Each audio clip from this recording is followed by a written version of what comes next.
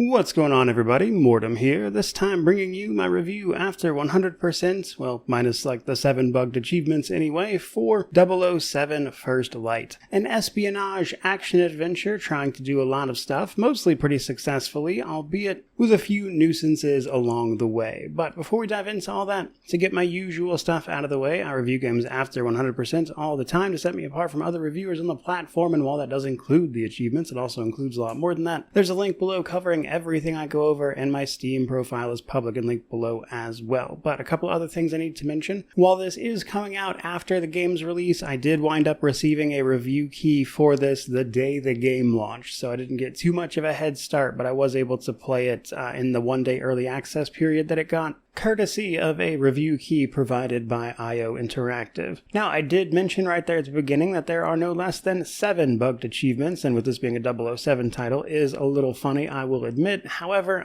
if you are unaware, on the Steam version of the game at least, all 6 of the collectible achievements, as well as an achievement for the tactical simulation mode of the game, is also bugged, achieving clearance level number 3 in particular. Although, speaking of the achievements, this is a relatively easy game to 100%. It's probably 20-25 hours worth of game for you if you want to do that. The main story itself is probably going to be like 10 to 15, and thanks to chapter select, even putting you at the exact checkpoint, you might want to grab up some of the collectibles, which means none of those are missing.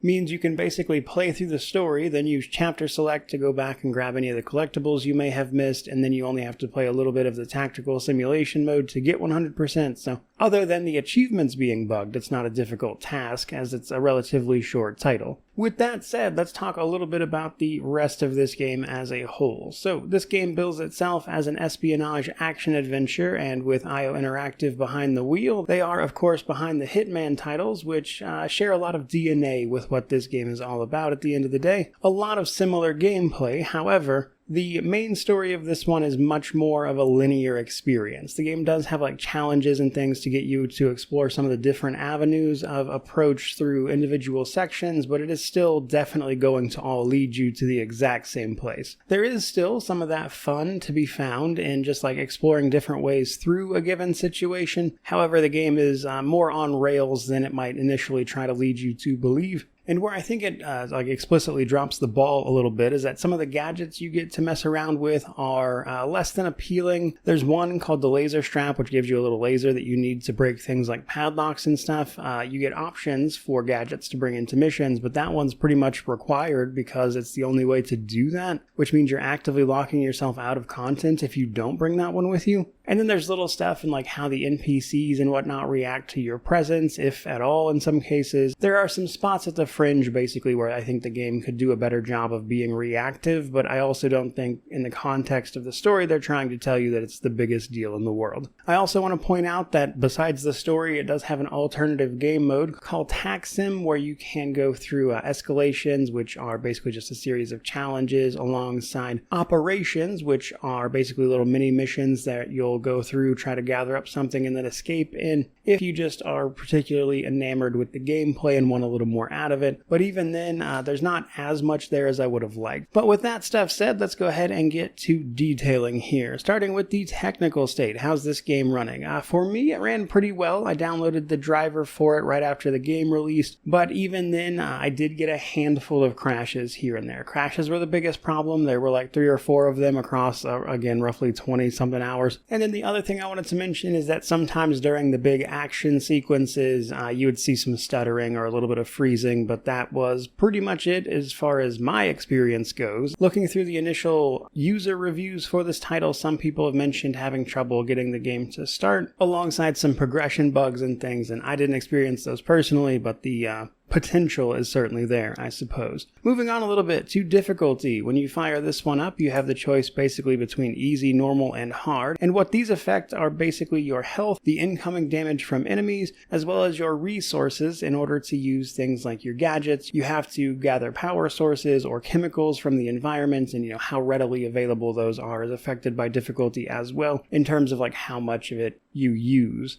Though with this being an action-adventure, I would argue it's never a terribly difficult game. You just have to master some of the basics to a certain degree in order to play on the higher difficulty, if you will. And that then brings us to the story setup and my thoughts on it. So, the story kicks off with our character, James Bond, an air crewman, as part of the flight bringing some soldiers to a destination that is remote and secretive. Along the way, you wind up getting shot down, and you are the only survivor. You are then contacted by MI6, who explains the situation in, admittedly secretive terms. They had a special extraction mission going on here, and they would like to guide you through doing it. After doing what seemed to be impossible in that mission, you wind up being recruited by MI6 as a potential candidate for the recently revived 00 program, which has been defunct for about 10 years, and they would like to revive it and bring some of the human element back to global intelligence. Unsurprisingly, this goes sideways a bit when conspiracies start unraveling and we find ourselves in the midst of all sorts of stuff. There are plenty of twists and turns. With this being a relatively short game, I don't want to get too into even some of the details there, just to avoid spoilers. But I'll say a few things for sure. One, it definitely seems like they were trying to hit the highlights of a lot of the classic Bond films, things like that. You going down to the lab and having those moments where you get a demonstration of the gadgets you'll be using, building up tension, meeting beautiful women, the way that it goes. So, in addition to the usual stuff, there's a lot of little fun details that they've built in there. People reacting to things you are doing, little bits of dialogue changing based upon exact routes you took through situations, just little stuff like that. At the end, it's very clear that they have set this up for a sequel. I believe IO Interactive has announced as much, but the ending leaves little doubt that they have more planned here, and hopefully we actually get to see that at some point. But overall, I would describe the story as pretty good. It wasn't the best thing I've ever seen or anything, but it was engaging, it was fun, a lot of the action was very over the top, it keeps you guessing, and while it is a short game, they do spend the time with the characters that have big moments in order to make those moments feel properly rewarding, like they're not building up towards nothing. It's well paced, etc. So honestly, overall, pretty good story. I had fun with it, and in combination with the fun gameplay, it's overall a really good time, even if the runtime is a little on the short side. From there, though, let's move on to progression. Progression in the main game is very, very basic. It's basically just the gadgets you'll get a hold of. As the game progresses, you get access to varied and different gadgets. You can only initially take 3 of them with you. Late game, you get access to 4, and outside of the ones that come super late in the game, they're honestly a little on the dull side for me personally. Mostly, they'll just incapacitate people, allowing you to quickly take them down, or simply maneuver them someplace quiet, things like that. Later in the game, you can access a missile pin and essentially sticky grenades, but throughout most of the game, honestly, Now, progression is a bit more involved in the TacSim side of things, so we'll talk a little bit more about TacSim in general, but that is a much more progression-focused endeavor where you going through and completing the challenges and completing the operations and stuff will then give you basically money to spend on unlocking guns and weapons and things you can bring into those missions with you, and progression is a little more varied there than it is in the main game. But that is really all there is to it. Which then brings us to the gameplay and world section. Now, as I already mentioned, the game is broken down into chapters, and within those chapters it is broken down into a bunch of checkpoints. Once you have played through them, you are free to go back from the main menu and do not only chapter select, but checkpoint select as well, meaning you can go to exactly the point you want in a given mission, go gather up collectibles, things like that, which is helpful given the fact that the game is mostly a linear story. There are, on occasion, however, areas that are more exploratory. There are more open areas where your job is to complete some various objective.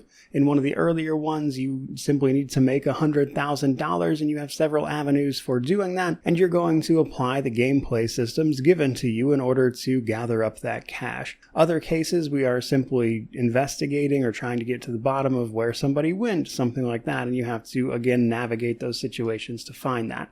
Other sections of the game are more pure combat situations, And then there's certain parts that are a little more mixed, where you can go into a restricted area or go into a trespass area or bother people until they try to kill you, at which point you have permission, so to speak, to kill them. Now, while the linear action-oriented sequences aren't bad by any means, I would definitely say my personal preference was for the more social aspects of it, where you're kind of plopped into an area, given a general objective, and you have to maneuver your way through that space and simply figure out what it is. Even these wind up being a little more linear than you might expect, because there are some aspects of those levels that just will not open until you have completed the current objective, meaning that even if you're moving forward a little ahead of time, you're never going to be able to like sequence break or anything, because the previous thing has to be done first. And yet, it is still fun to parse your way through exactly what the game had in mind for those social situations and the ways you could potentially find the thing you are after. Now, in some cases,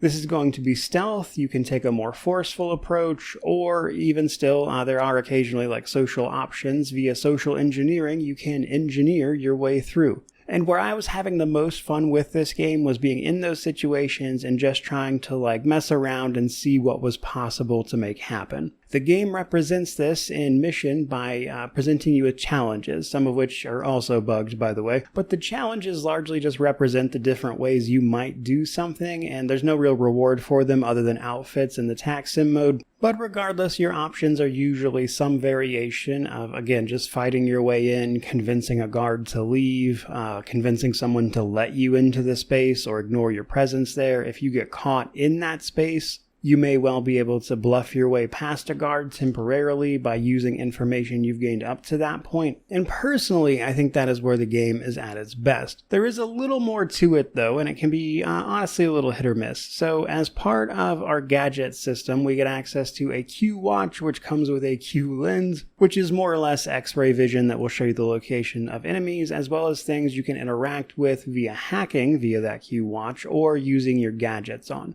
Gadgets allow you to interact with both the environment and enemies a little more directly outside of the usual means. Now, in terms of enemies, what this does is, because you cannot just immediately kill people outright, you have to wait for them to attack you with weapons, you can use gadgets to sort of like instantly take them down or bring them to a point where you can just one-tap them with a takedown. And then some of those gadgets can then interact with the environment and open up pathways and options that were not necessarily available to you otherwise. This is again one of, I think, the weaker portions, because they introduce stuff like the laser strap, which then becomes more or less mandatory because of its ability to open up things like padlocks. You also can't use these gadgets outside of like intended moments, like they just won't activate. And so while there is some initial creativity seemingly at play there, it's a little more restrictive than you might initially think. And I guess that's overall why I just didn't really enjoy the gadgets in particular. Another thing probably worth explaining though is that a lot of this is gated off behind like social systems, in the sense that individual areas of a level are divided up into like normal areas you are just allowed to be in, restricted areas, trespass areas, and then just outright combat areas. And then if you get shot at, some of those might devolve into like full-on gunfights. Now, the restricted areas, if you're caught in those, you're basically just going to be forced to leave, but it usually doesn't devolve into a fight necessarily. In trespass areas, if you get caught there, you have an option of confronting the guards and potentially trying to like bluff your way through that situation, or maybe using a gadget to initiate a quick takedown. But barring stuff like that, it's usually going to devolve into a fight if they see you at that point. And then, if that goes on long enough, it's possible they will eventually pull guns on you, or if they don't just do it outright, given certain situations, that's when things might devolve into an actual firefight where you can start shooting at people. Now, where this gets a little bit awkward is as it starts to bend into the combat side of things. So, in doing a lot of that, you're almost certainly going to be stealthing your way through some of it, and something you'll probably notice pretty quick is that the exact detection times on enemies can be a little strange, but even once you're detected and things start turning into like a fist fight, you may notice then that enemies that detect you super fast might very well not notice you fully fist fighting like 4 guards at once from the other side of the room. It's very like hit or miss in terms of what enemies tend to notice in a way that feels a little silly at times, and the like game feel of that in particular can be a little bit off. And while it's really more of a minor complaint in comparison, like you can definitely work around it and it's not the end of the world or anything, there are times where it just feels a little bit silly. Like for instance, when you're scaling a wall and absolutely nobody reacts to it despite it being incredibly visible in a highly secured area, that kind of thing. And it just feels a little bit off sometimes in a way that doesn't feel great in comparison to a lot of the other moments. Then of course there is combat. So combat is interesting because I do think there's actually a little bit more to it than you might initially realize. So outside of like stealth takedowns and using your gadgets and things, there's basically melee combat and then shooting guns. Initially, the melee combat might seem incredibly simple, and to be fair it is. However, there's a little bit more to it than you'd probably realize unless you run through some of the TacSim stuff that actually takes a more dedicated approach to explaining some of it to you. Because otherwise, combat is a basic melee system where you can parry incoming strikes. Doing so allows you to, of course, exploit those things. You can grab blocking enemies, and you can dodge out of the way of their big grab attacks. However, what you might not initially realize is that there's actually a combo system in place. You can chain punches into like heavy kicks and things. There are those grab attacks that I mentioned. If you hold those, you can actually directionally throw enemies over into things. And so while, to be clear, it is not a complicated system, there is a tiny bit more there than is initially apparent.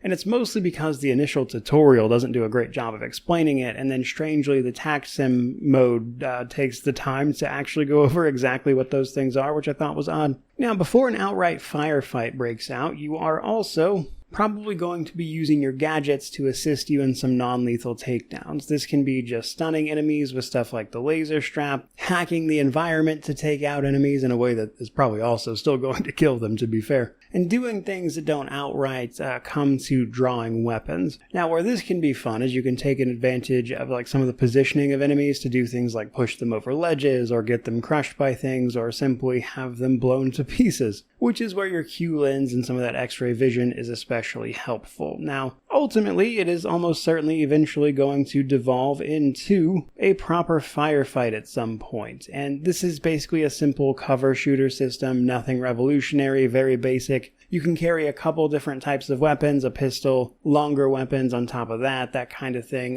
Later on, you get access to silencers, which can help you take down enemies silently, of course, but that's for much later game progression. You do get a missile pin eventually. And then as you progress, enemies become more and more armored up, and you want to find more efficient ways of dealing with them as they can actually take a few bullets at that point, which is something you have to be aware of course. And then there's a simple cover system. The cover is often destroyable in a lot of cases, so you can't hide behind it forever. And as you would expect, given that it's mostly you against tons of enemies, you can occasionally simply be overwhelmed or backed into a corner, things like that. Overall, I'd say the combat system is perfectly serviceable for the type of game this is trying to be, but it's hardly a revolutionary system, and it's really more about how you engage with the toys that the game gives you in order to get the most effective outcomes possible, which in my experience was usually just stunning enemies and then immediately taking them out. But because of the way the system works, it is sometimes possible to just lead hordes of enemies on a wild goose chase before beating like 20 of them up, which is funny if nothing else. But that does bring us to the TacSim section. I said we'd talk about it. So this is basically like an extra game mode you access through the main menu, and it's pretty much just like extra challenges if you really enjoy the gameplay of this title. There are escalations and operations.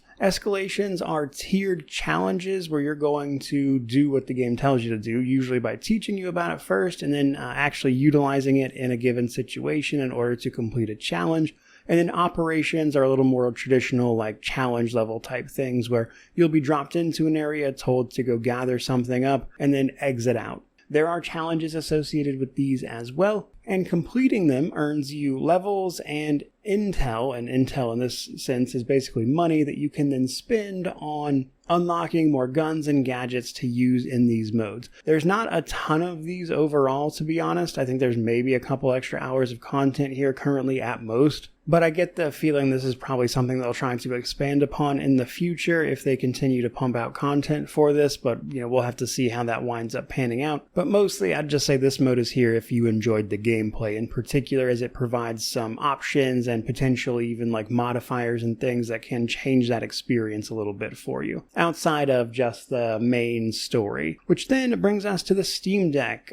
This actually runs pretty good on the Steam Deck, which surprised me a little bit. I didn't have high hopes for it, to be honest. However, on low settings, admittedly, you can get a solid 30 to 50 FPS on it most of the time. It seems to play pretty well over there. It does, of course, have controller support. And while its current rating is unknown, I would be surprised if it doesn't at least get playable. Steam can be a stickler about random stuff sometimes, but you should definitely be able to play this on that platform if that is something you want to do, which then brings us to our positives and negatives. So on the positive side for me, it was mainly the story, the overall narrative, and just like puzzling out the options of a given area. Finding different ways to engage with the systems given in order to achieve your stated goal. And while the game is linear in a way that doesn't really lend that a ton of replayability anyway, that was still where I was having the most fun playing this, and that's the part that I think is especially well done, and given that this is the developer behind Hitman, isn't exactly a gigantic surprise or anything. But those two things in particular are where I think this game shines. However, we do have those negatives. In particular, none of the gadgets ever really wowed me. The cooler ones come so late in the game that you don't get a ton of opportunity to use them. And there's also just the fact that the stealth and some of the exact interactions with like guards and stuff can feel odd sometimes. Enemies going from like spotting you immediately to then a guard not noticing you beating up 4 people like 10 feet away from him is hilarious, I'll admit, at times, but it feels bad a lot of the time also. Which then brings me to my conclusion. So, 007 First Light is a really fun stealth sort of espionage action adventure that does a lot of great stuff with, of course, the